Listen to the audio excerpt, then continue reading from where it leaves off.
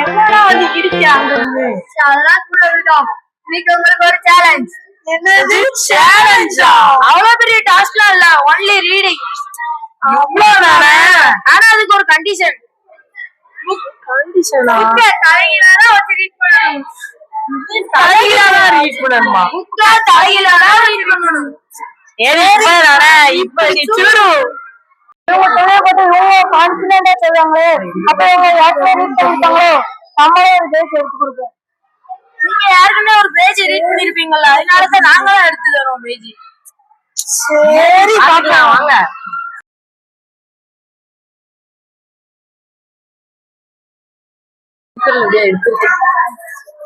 From breakfast on through all the day, at home among my friends I stay, but every night I go abroad, often into the land of Nod.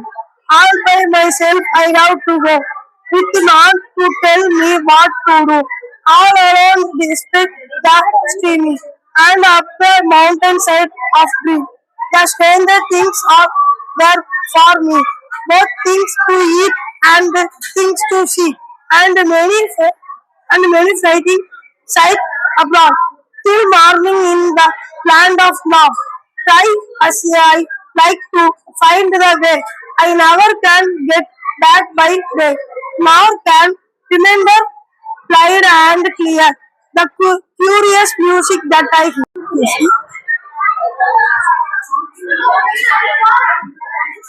உயிர்திணை அக்கிரியினை ஆர் அறிவுடைய மனிதர்களை உயிர்திணை என்பர்.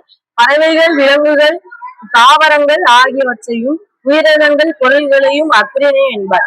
பால் 5 வகைப்படும். ஆண்பால், பெண்பால், பலர்பால், ஒன்றன்பால், பலவின்பால் ஆகியவனாகும். உயிர்திணைகள் பலர்.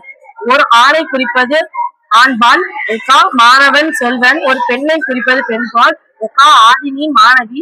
ஒரு பேருக்கு மேற்பட்டவங்களை குறிப்பது பலர்பால், மாணவர்கள், மக்கள். அக்கிரிணை பால்கள்.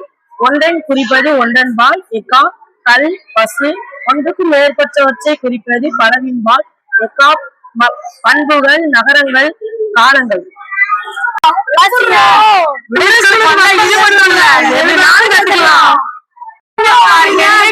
சொல்லுங்க.